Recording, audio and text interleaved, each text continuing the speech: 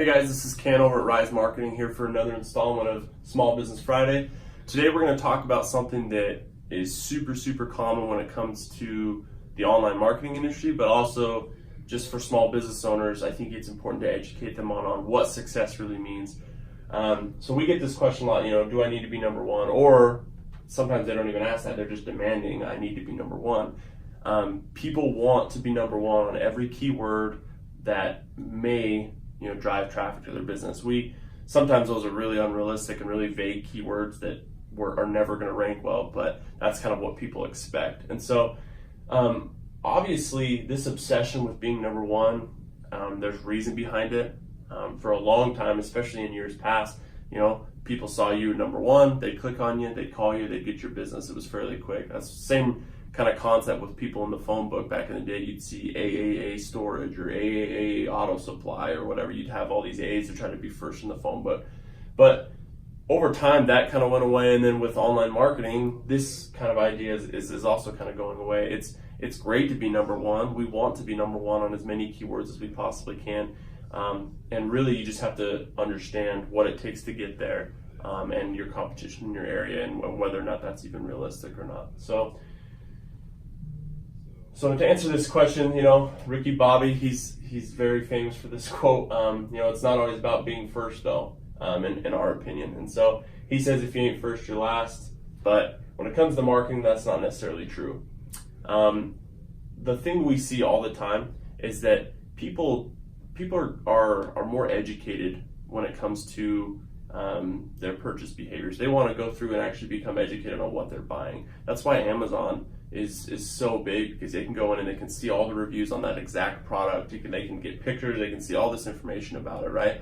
It's the same way even with Google business pages. When they're looking for a local business, they're going to go through, they're going to click things, they're going to go read the reviews. They want to make sure that they're making an educated decision. So being number one, while I said before, is great, we want to be there, but that doesn't mean that you're not being successful if you're not number one.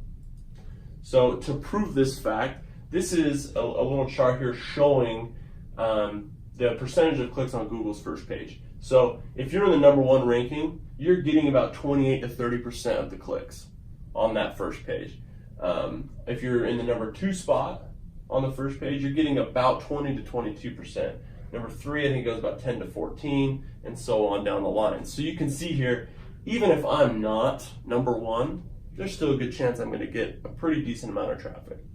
Even number three is going to be fairly decent. And for most businesses who are getting SEO done correctly and properly, they're always not going to be number one unless you're in a tiny area with a really niche industry or something like that.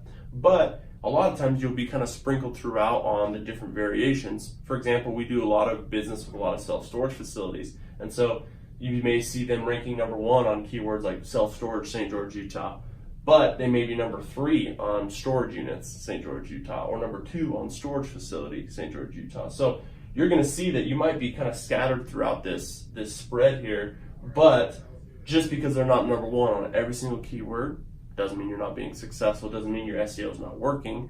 It just means that based off competition and the keywords you're being targeted and all those type of variations that we could get into another time, you are not number one for everyone. And it's just not realistic to be number one on every single keyword for your business.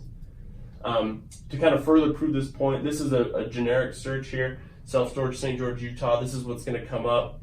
A lot of times the local search Google business page is where everyone wants to be. They call it the map pack. They want to be in that number one spot. But what we found that a 40% increase in the last year has occurred when people click this, or a 40% increase has happened when pushing people to actually click this. So more and more people are clicking more places, which then brings up the map view and shows all the businesses.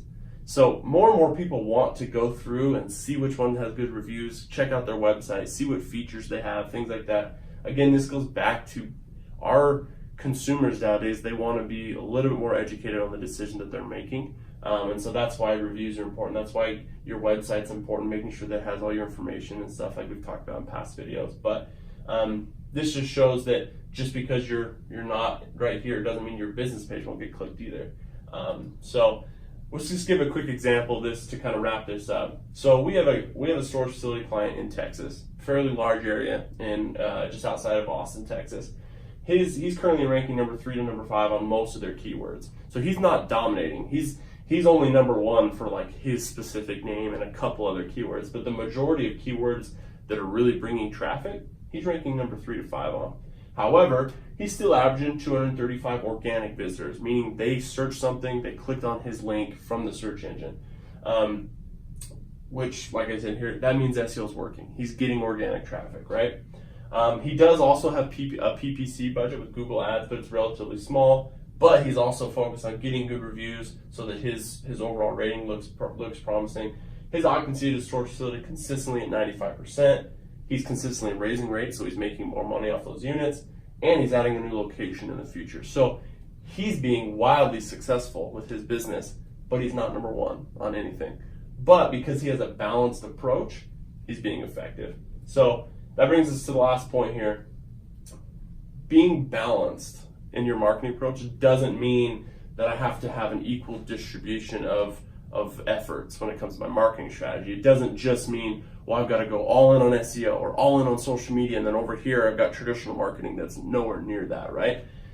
That's not what that means. Being balanced is more looking at it like a tightrope, where you're constantly making little adjustments. You're constantly kind of trying to figure out the right combination for your business.